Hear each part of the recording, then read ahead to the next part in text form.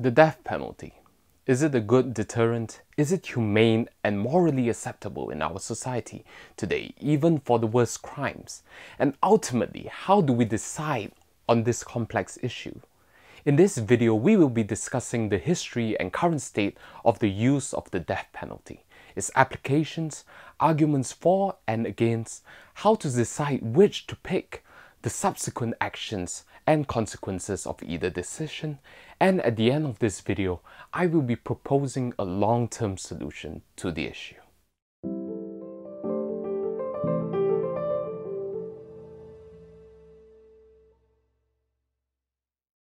This past October 10th is also known as the World Day Against the Death Penalty. Serial entrepreneur Sir Richard Branson took the opportunity to talk about the death penalty or capital punishment, calling for an end to it around the globe, demanding an end to what he calls this barbaric and inhumane practice that shouldn't have any place in modern society. It's also important to note that Richard Branson is a strong proponent against the war on drugs, whereby the death penalty is used as a supposed deterrent against drug trafficking. Also on this day, Malaysia's de facto law minister in the Prime Minister's Department, Datuk Liew Vui Keong, has announced that the death penalty in Malaysia will be abolished, and there should be a moratorium or pause on all executions until then. He said that the only issue was what to do with the existing convicts currently on death row, whether they are to be released or commuted to a lighter sentence. This bill on abolishing the death penalty will be tabled in the upcoming Parliament meeting beginning October 15th. So, what are they talking about? Are they right to have this abolitionist stance? Let's dive into this complex issue by first understanding the state of the death penalty around the world. Historically, the use of the death penalty is applied in almost every country in the world. But now in 2018, a large majority of countries have either abolished or discontinued the practice. From Wikipedia's entry on the death penalty, we can see that as of March 2018, out of the 195 independent states that are UN members or have UN observer status, only 54 retain it in both law and practice. 29 have abolished it de facto, namely, according to Amnesty International standards, that they have not executed anyone during the last decade or more, and are believed to have a policy or established practice of not carrying out executions. 7 have abolished it de facto, namely that they have not executed anyone during the last 14 or more years and have abolished it de jure, but retain it for exceptional or special circumstances, such as crimes committed in wartime. And finally, the majority 105 countries have abolished it for all crimes. Out of 59 of the Very High Human Development Index or HDI countries, which is a statistical index comprising of life expectancy, education, and per capita income indicators, only 11 countries still perform capital punishment, namely the United States, Japan, Singapore, Saudi Arabia, the UAE, Kuwait, Bahrain, Belarus, Oman, Taiwan, and Malaysia. Japan has the highest inequality-adjusted HDI of any country to use the death penalty, whereas Singapore has the highest unadjusted HDI to use the death penalty. And how is the death penalty applied in general? It is applied in murder cases and treason. For certain countries who have a hard line on drugs like Malaysia, Indonesia, and Singapore, it is applied to drug trafficking as well. In Malaysia, we still have a monarchy, and the death penalty is also used against those who wage war against the king. Since the dawn of 9/11 and the attack of the Twin Towers in the United States, it has brought to light the concept of terrorism. Since then, terrorists and those who aid terrorists financially or otherwise are also subject to the death penalty. Usually, the only way out of the death penalty is to go through a lengthy and costly appeal procedure through the courts. In the US, this is an exceptionally costly procedure, as it is estimated to cost around $400,000 on average per case. Otherwise, the last resort for the convicted is to plead for pardon or clemency. The death penalty in general does not apply to pregnant women and minors, who are usually subject to lesser punishments. So now, after going through all that, what are the arguments supporting the death penalty? First, it is for our safety purposes, by taking dangerous criminals and murderers off the street permanently. After all, dead people can't kill people and commit more crimes. Second, the principle of lex talens, or an eye for an eye, whereby it is taking retribution upon the criminal and the criminal is made to suffer in proportion to the offense which he or she has committed. Third, it is used as a deterrent for serious crimes, specifically planned murders and criminal murders. That is, for those murders committed in the furtherance of theft. It has been proven to be effective, but only if there is a virtual certainty in execution, like in Singapore. It is estimated that 42 lives are saved per execution, and even if these estimates are off by a factor of 10, it would still mean 4 lives are saved per execution. However, as a deterrent for cases whereby a crime is committed at the heat of the moment, such as arguments between lovers which escalate out of control, it is shown not to be effective. Which brings us to the arguments against the death penalty. It is a virtual certainty that with the death penalty, genuinely innocent people will be executed, and that there is no possible way of compensating them for this miscarriage of justice. The person convicted of the murder may have actually killed the victim, and may even admit having done so, but does not necessarily agree that the killing was murder, because it may have been an accident and could have genuinely been manslaughter. But often the only people who know what really happened are the accused and the deceased. It then comes down to the skill of the prosecution and defense lawyers as to whether there will be a conviction for murder or manslaughter. It is thus highly probable that there are people who are convicted of murder when they should really have only been convicted of manslaughter.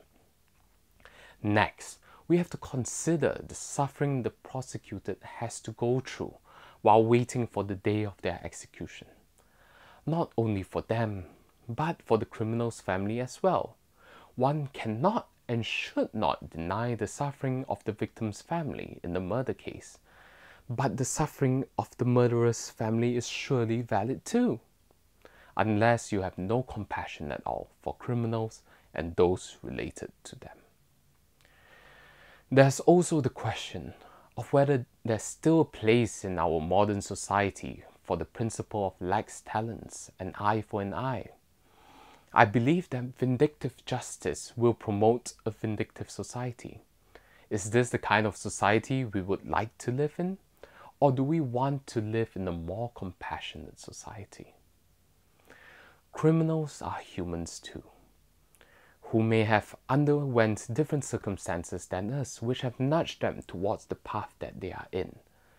Some of which could be argued are out of their control, especially from a biological, neurological standpoint, which we will further discuss towards the end of this video. We have to be very careful not to slip into a slippery slope of dehumanizing our fellow human beings. There is potential for people to reform and change, especially as research reveals more links and solutions. I believe in promoting rehabilitation, not retribution, to ultimately allow the possibility of the offender to reform and to give something back to society. If the death penalty is applied broadly, will executions really prove to be the deterrent that some supporters of capital punishment expect them to be?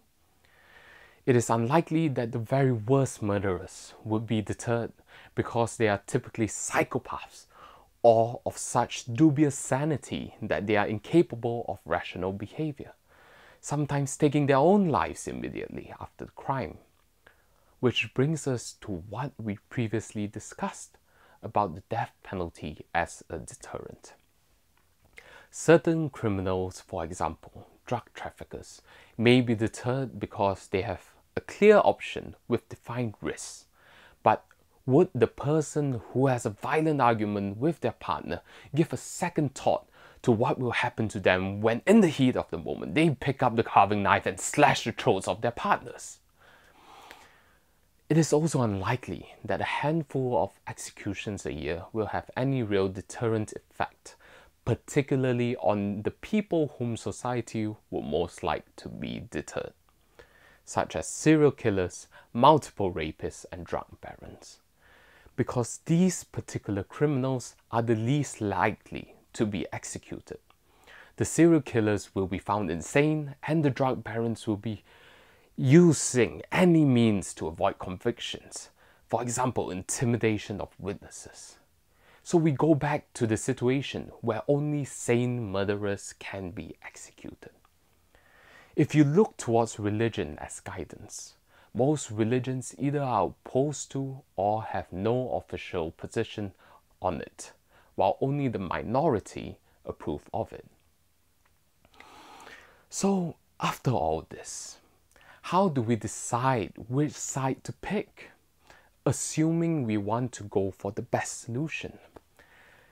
At the end of the day, it all comes down to your personal purpose and values. As I see it, there are 8 main guiding questions. Firstly, do you want absolute certainty of a criminal not reoffending? If your answer is yes, then the death penalty provides a certain solution. Any other solutions out there at the moment has a level of uncertainty. Second, do you want to have an effective deterrent? If your answer is yes, the death penalty does so, but it only applies in specific circumstances where the crimes are planned. Outside of that scope, it is not effective. Third, do you live by the concept of lex talens, retribution, or an eye for an eye? If your answer is yes, then certainly this provides an equal, if not more, in retribution. Fourth, are you okay with the concept of taking a human life as an instrument to meet the above purposes? If your answer is yes, then you are likely to be okay for the support of the death penalty. Fifth, are you okay with accepting the possibility that innocent people will be sentenced to death because of a miscarriage of justice or mistake in the system for the sake of achieving the above? If you're okay with it, then you are definitely aligned with the death penalty. Those are the 5 questions, if you said yes to, will tilt your preference towards the death penalty. Now, for the next 3 questions, if you believe in and say yes to, it would negate all of the above which you have said yes to. The 6th question is, do you believe in rehabilitation, that human beings can learn and change, that there's no such thing as too far gone? If your answer is yes, then there are better solutions out there than the death penalty. Number 7, do you have unbounded compassion and understanding for your fellow human beings, regardless of their background? If you do, then surely you would at least strive to understand what your fellow human being has done, what they are going through, why they have done so, and how you can help them. And finally, do you truly value all forms of human life? If you do, then taking life is surely not justifiable to achieve any means. Take a moment and reflect to think where you stand.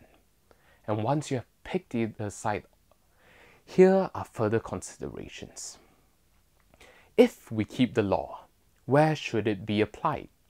If you believe in using it as a deterrent, regardless of the severity and type of crime, the scope has to be narrow and specific to areas which has been proven to be effective deterrent. However, if you believe in retribution, then the scope is wide. Understand that we are all potential murderers in the heat of the moment, which usually results in first-time crimes. Therefore, we must ensure that there are different degrees of murders, rather than a mandatory death penalty across all murder cases. We must also ensure its just application, where there must be utmost integrity and execution in the system. Because can the police, the courts, the system generally be trusted to get things right on every occasion? They are bound to get things wrong, even if in the rarest of circumstances. So we will have to invariably accept the fact that innocent people will be prosecuted and killed through this process of having the death penalty. In order for the death penalty to be effective and serve its purpose as a deterrent, strict enforcement is a must. Will juries be willing to convict in capital cases? Would you like to have to make the decision as to whether the person in the dock should live or die? And also, will the government really be willing to carry out death sentences? Or will they find every excuse for not doing so, which will negate the deterrent effect in the first place? To further ensure its effectiveness, defenses to capital charges must be limited by statute to those which are reasonable. Appeals must be similarly limited and there can be no reprieves. We must carry out executions without delay and with sufficient publicity to get the message across to other like-minded people. After all, we can't deter someone who has never got the message in the first place. Once we have gone through the above considerations, we have to also decide on the mode of execution.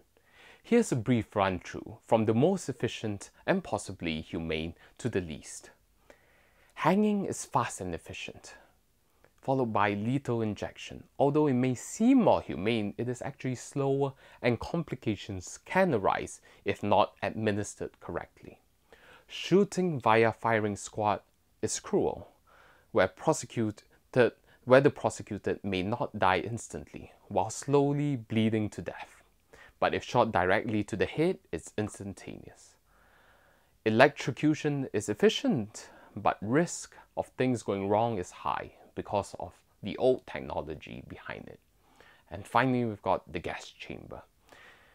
It's expensive, impractical, and risky to the people administering it. Now, moving on. If it is abolished, what will take its place? Most abolitionists are in favor of life sentence without parole. As shown in the 2014 Public Religion Research Institute poll, it finds that most religious affiliations in the United States prefer life in prison without parole to the death penalty. If you take a compassionate stance and agree with life without parole, you have to also consider, is this alternative actually more cruel than death? To live a life behind bars forever? Also understand that the incentive to harm and escape is real for someone who has nothing else to lose. So there is a risk of harm to the guards and inmates of the prison, as well as an escape back to society where offenders may reoffend. That's why rehabilitative programs is also important to supplement jail time in order to provide an opportunity for them to change for the better and contribute back to society. We have to also set the increase in corresponding costs associated with keeping an inmate jailed for life. There will also likely be a rise in planned crimes that previously would have been punished and prevented by the death penalty. And we will have to find other modes of deterrence or prevention. Finally, there is the uncertainty of future government releasing death row inmates, such as what has been suggested to happen in Malaysia, with some of those previously convicted of death row. Punishment ultimately cannot be the end solution, because all it is doing is just dealing with the symptom. But if we really want to solve the problem of serious crimes, what we really need to work on are the roots of the problem. So let's come to a space we all can agree on. That is the prevention of the crime from happening in the first place, other than using morbid modes of deterrence like the death penalty. There are two main areas to deal with. First is targeting the mindset of individuals in society. Through education, we can instill the respect for self and human life. I believe that individuals who do so will not take the life of another. And as a society, we need to learn how to build up our mindfulness and willpower to overcome emotions from going out of control in heated moments. Breathing exercises and meditations are one of the ways. And I also believe that we should live life as an example ourselves on how we can all resolve our issues amicably and not resort to extreme unsustainable measures, be it in our relationships or finances. We have to also untangle conflicting beliefs that can lead to individuals feeling stuck and desperate, where they only see the extreme option as the only way out of their predicament. Imagine an individual who thinks that the only way out of an unhappy and unfulfilling marriage is through murder, because they have conflicts in personal, societal, or religious beliefs that binds them. I believe financial education and tackling poverty to help minimize desperation for people who would otherwise consider extreme methods to survive and get out of their financial situation is also a must. And next is to create a loving, caring, and compassionate environment within our society and families. This will make people appreciate life more and those of other human beings. Now, the second area, and what is often overlooked, is the importance of nutrients contributing to our biochemistry and neural makeup. We are influenced very much by our biochemistry and brain functions after all. It has been shown through research that children who are malnourished or missing important nutrients for brain development has less development in the areas of the brain that regulate emotion and determines our capacity to reason and control our emotions. Research done by the University of Melbourne has shown long-term improvements that daily omega-3 fish oil supplementation for people in their teens and early 20s who has had a history of psychotic disorders have displayed fewer psychotic episodes compared to a placebo group. There are also medical conditions such as brain tumors to consider and treat accordingly.